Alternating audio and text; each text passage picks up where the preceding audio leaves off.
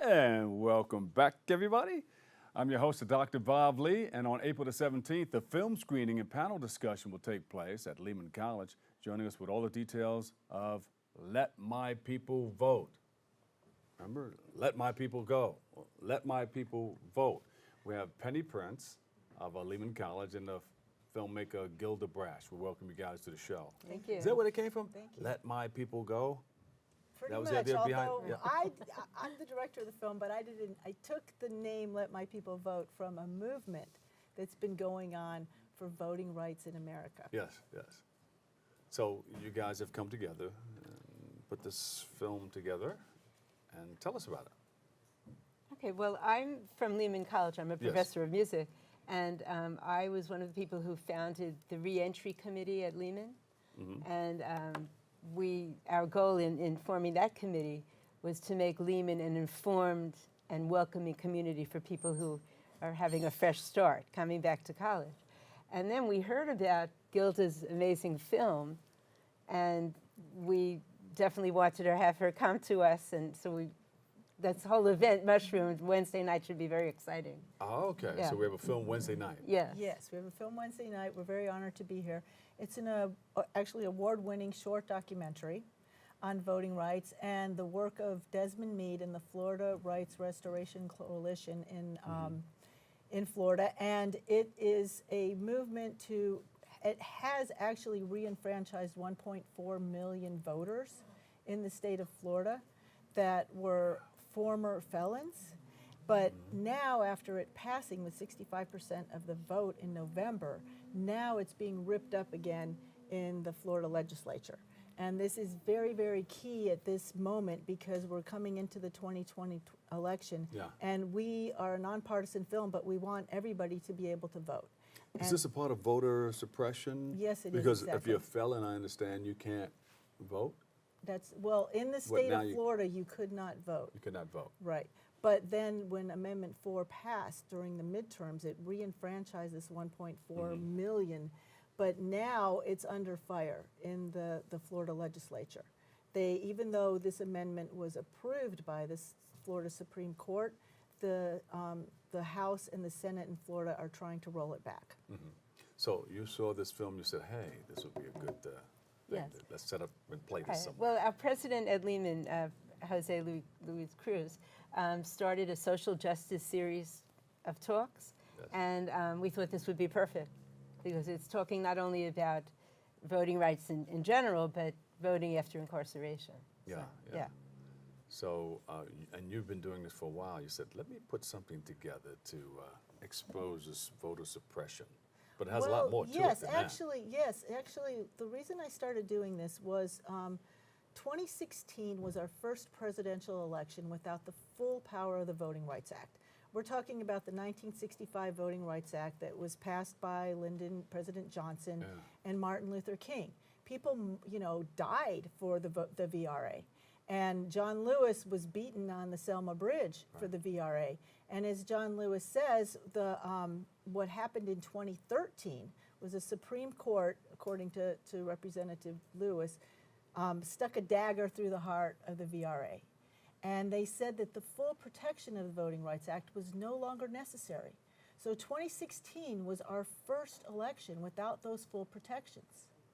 And a lot of people don't know about that. A lot of people don't know about that. So I set out to try to tell this story, like how can I do it in a relatable way? And we just went down to Florida, we turned our cameras on, and this is a very heartbreaking, emotional roller coaster story of a man that can't vote in the 2016 election. Wow, yeah. So what do you believe voter suppression looks like in New York City? Oh. I'm not from New York, so I'll throw that to you. No, I don't think that's a big problem in New York City. I think the problem is just ignorance, and people don't realize that the need for people to be able to vote after they get out of prison. I mean, they paid their time, and they shouldn't have to be punished. The most important thing is for people to reintegrate into society and to feel like they have a life and equal rights. So if you pay your time, you should be able to vote again after you pay your time. You shouldn't continue on where you can't I mean, there are people vote. who believe that even while in prison, one should be able to keep voting. Because why strip people of their human rights? And you know, if they created one bad act in their lives, it doesn't mean that they are bad or they don't deserve to be citizens. Yeah.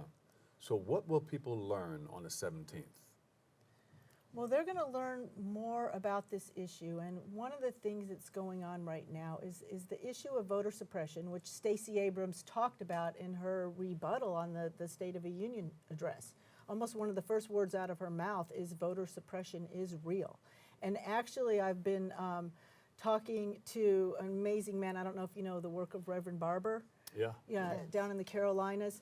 Yeah. He says we really need to call it right now racist voter suppression, because that's what it is. These are laws designed from over 150 years ago, from Jim Crow time, that is to keep minorities from voting. Yeah. And we need to be engaged now, come to the screening, learn more about it, and so that we can all be aware and make sure our voices are heard in 2020. Wow. And don't let anything hold you back. I mean, there are a lot of barricades up there to keep people from voting. Voter suppression is real. So if we know there's an election coming, whether it's local or whatever, you should get out there and exercise your right to vote. Exactly. And back to your question a little bit on New York, we were honored to be screened in San Jose, Costa Rica. Oh, wow. For voters abroad in Costa Rica. Many of them were from New York, and they actually said that their votes, even though they're supposed to be counted, they're worried their votes are not being counted. Yeah. And that's the state of New York, where you guys have some of the most progressive laws in the country.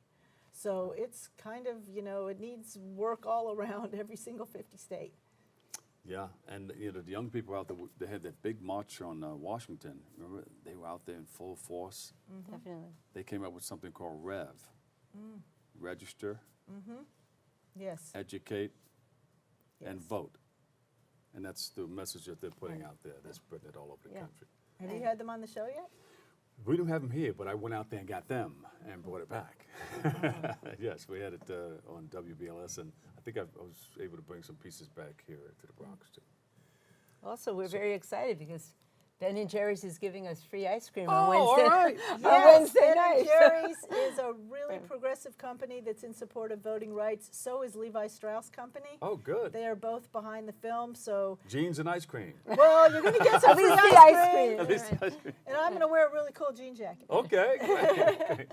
Thank you for all your work. Where can we get more information on it? Well, we have a website called LetMyPeopleVoteMovie.com, and you do need the movie after Let My People Vote. LetMyPeopleVoteMovie.com. You can sign up to be on our mailing list. You can request a screening in your community. And you? Penny.prince@lehman.cuny.edu. You need reservations to attend Wednesday night. Okay. And get your ice cream. And get your ice cream. and register to get a pair of jeans, too. I'd like that. Thanks so Okay. much. Thanks for stopping by. Thank you. We'll Thank take a you. quick break right here. We'll be right back.